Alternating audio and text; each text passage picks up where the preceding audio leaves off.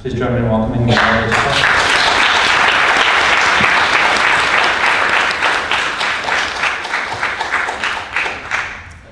Thank you, Adam. It's a true pleasure to be here. You know, the film is very connected to LA, but before I tell you how, I wanted to thank Adam and Filmforum and Mary, and also MOCA for making it possible for me to come and be with you tonight. Yeah, so I'm thrilled that finally the film is showing in LA because, in fact, the first official filming of this film happened here in LA. I still didn't have any money to make the film, so there was very little filming going on, but it was still going on, so I absolutely felt I had to come to the wax show. I think it was in 2007, right at the Geffen here. And then the other reason, and it's a very key scene, and it was a very key scene for Carolee as well, and I'll tell you about that after we see the film. But the other reason why it's so connected to LA is that the film wouldn't be what it is without the music of James Tenney. And it was Lauren Pratt Tenney, who's associated with Red Cat and CalArts, that really made it possible. This film is done completely independently in a university context with research grants. And it was thanks to Lauren's generosity that I was able to, how should I say, access the music. And it turned out, without my knowing, to be kind of a retrospective of Tenney's composing as well. But more about that after you see the film. I just wanted to say that we decided that we may cut the credits a little short at the end. The credits are very long because every single piece of Carolee's that's in the film is listed. And since we want to have a bit more time to talk with you, we will cut those credits short a bit. Anyway, have a great screening. Thanks.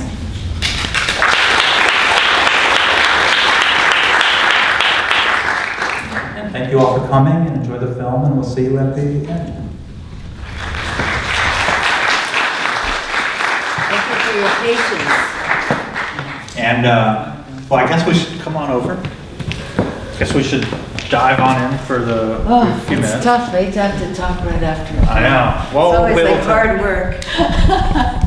We have to let it sink in.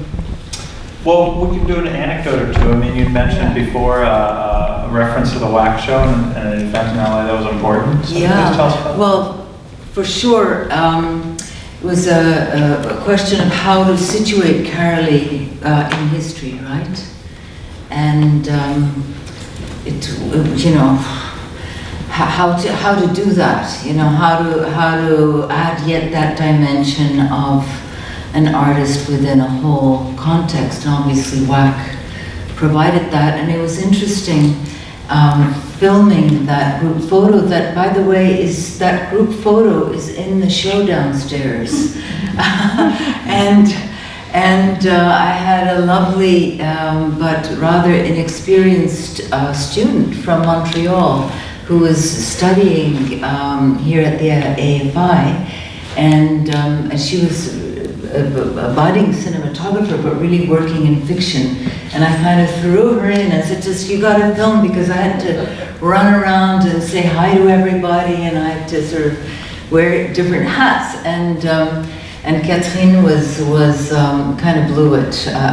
Didn't really work that well what she did shoot.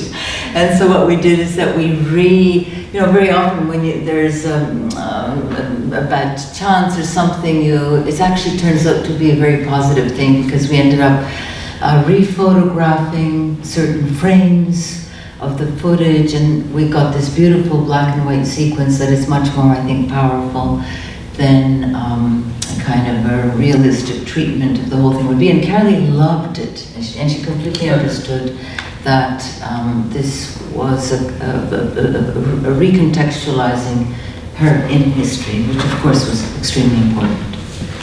Why did you choose to have your voice in the second person addressing her?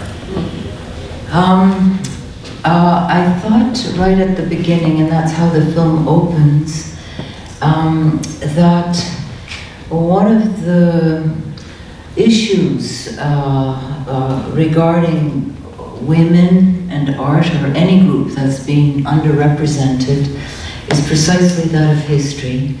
And I felt that it's not so much my voice, but one feels right from the beginning that it's the voice of another generation. And I felt it was a big decision to actually add my voice. I was terrified. I thought, who am I to add my voice to Carolee Schneeman's?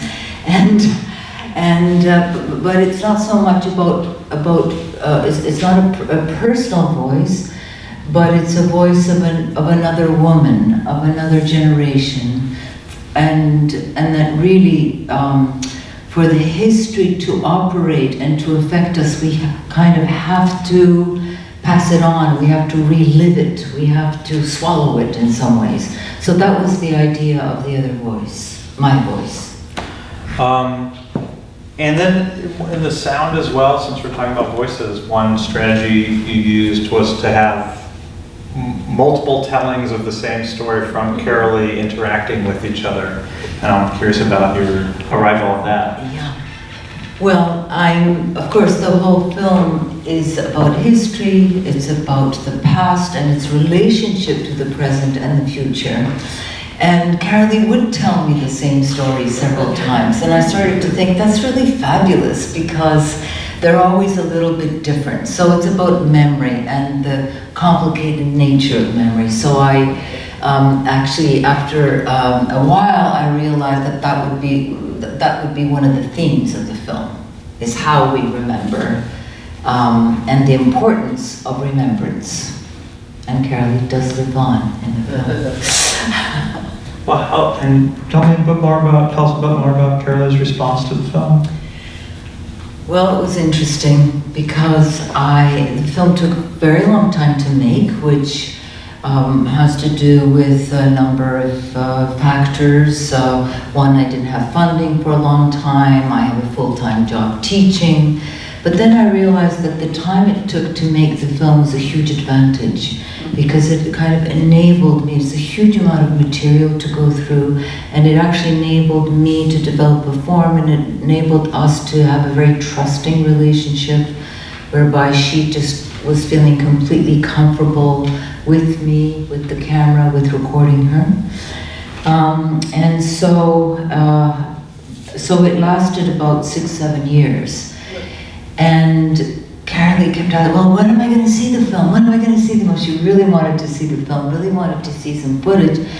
But I absolutely refused to show her anything. I would talk to her and I would say what I'm doing, and I'd sort of try to kind of stretch her patience with it. And she kind of gave up asking, I guess, after about 5 years. And so I was terrified, but it was a decision I made very sort of categorically that I would not show her the film until it was finished.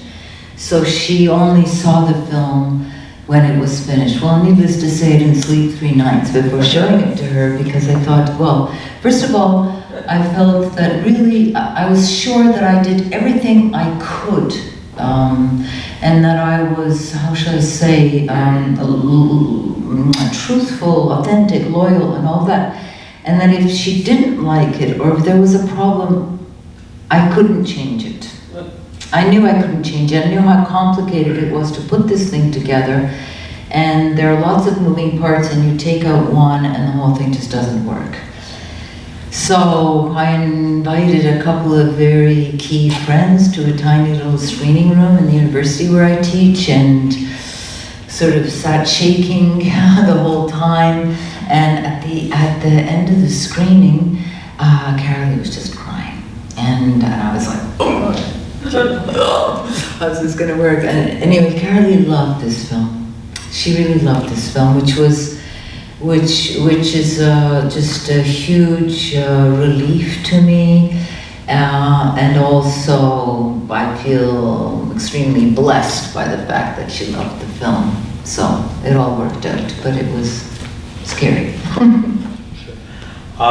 So we have to continue the conversation outside on the terrace, but unfortunately we have to leave the theater as it is 9 o'clock and we have security But guards in the any museum to questions you close. may have? So we're just going to go up the stairs and out the front doors and continue conversing on the front patio. Please join us there. Thank you.